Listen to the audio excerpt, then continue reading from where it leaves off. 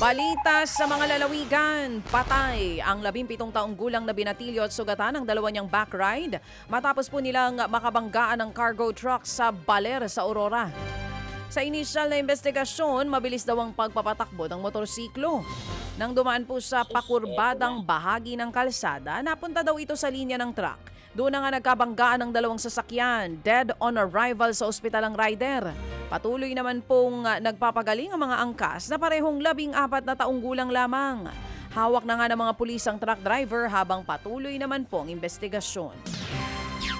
Sugatan din ang magkapatid sa pananaksak sa Ozamis City, Misamis Occidental sa gitna po yan ng isang sayawan. Naiwan pang nakatarak ang patalim sa isa sa mga biktima ng saklolohan ng ilang mga nakakita.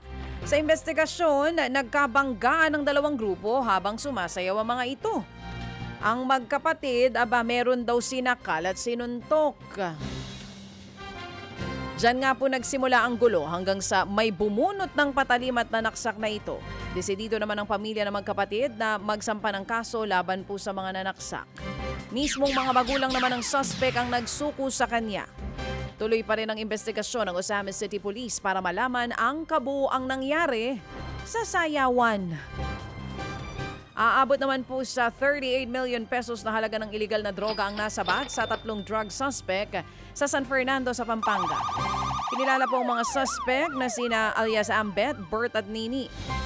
Itinuturing na high-value individual sa mga suspect. Kabilang po sa nasabat sa mga suspect ang higit 27 million pesos na halaga po ng hinihinalang shabu na nasa 11 milyong piso ng hinihinalang cocaine hydrochloride. Sinampahan na po ang mga suspect ng reklamong paglabag sa Comprehensive Dangerous Drug Act.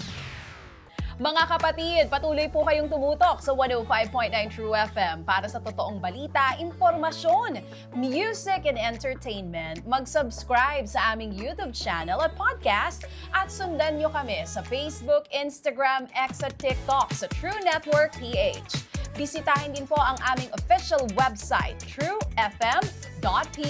At panoorin din kami sa True TV Signal, Channel 19. Kami po ang 105.9 True FM.